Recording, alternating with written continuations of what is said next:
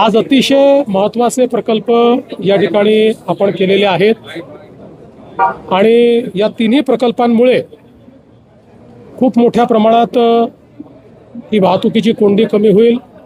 हडपसर यवत असेल किंवा आपला जो काही चाकण शिक्रापूर हा मार्ग असेल, मला असं वाटतं या तिन्ही मार्गांमुळे खूप मोठ्या प्रमाणात जे काही पुण्यामध्ये ट्रॅफिक येत होतं ते ट्रॅफिक देखील आपल्याला कमी करता येईल आणि जवळपास आपले जे काही महत्त्वाच्या MIDC आहेत याला जाताना खूप कंजेशनचा सामना आपल्याला करावा लागायचा, तो कंजेशनचा सामना आपल्याला करावा लागणार नाही.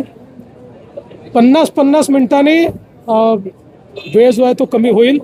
सगळ्यात महत्त्वाचं आहे की याचं प्लॅनिंग असं केलेलं आहे की आपल्या आउटर रिंग रोडला देखील याच्याशी जोडलेलं आहे आणि काही ठिकाणी तर 4 मजली आपल्याला हे रस्ते दिसतील, कारण खाली रस्ता, मग त्याच्यावर आउटर रिंग रोड, त्याच्यावर एलिव्हेटेड रोड आणि त्याच्यावर आपली मेट्रोचा देखील नीट विचार, भविष्याचा विचार करून मेट्रोचं प्लॅनिंग याच्याशी इंटिग्रेट केलेलं आहे.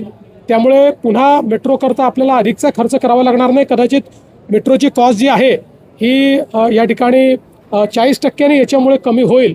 आणि याच्यासोबत आता जो काही पुणे ते नाशिक फाटा हा देखील जो रोड आहे त्यालाही आपण मान्यता देतो आहोत.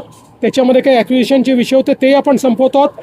त्यामुळे त्याचंही भूमिपूजन पुढच्या 15 ते 20 दिवसामध्ये आपण करू. एकूणच 4ही दिशेला पुण्यातनं बाहेर जाताना कसं डिकंजेस्ट करता येईल तो आपला प्रयत्न असणार आहे. पुरंदर एअरपोर्टचंही आता आपल्याला 50%पेक्षा जास्त ॲक्विजिशन झाल्यामुळे त्याचं लवकरच टेंडर आपल्याला काढता येईल. तर तिथेही जाण्याकरता आपल्याला रस्ता आणि मेट्रो या दोन्हीची व्यवस्था कशी करता येईल आजच माझी चर्चा झालेली आहे आणि आम्ही फिजिबिलिटी बघतो आहोत की जर दिवे घाटामध्ये आपल्याला ट्विन टनेल तयार करता आला तर मेट्रो आणि रस्ता हा तिथनं नेला तर पुरंदर एअरपोर्टला पुण्यावरून पोचण्याकरता अतिशय वेगवान अशा पद्धतीचा मार्ग आपल्याला त्या ठिकाणी तयार करता येईल.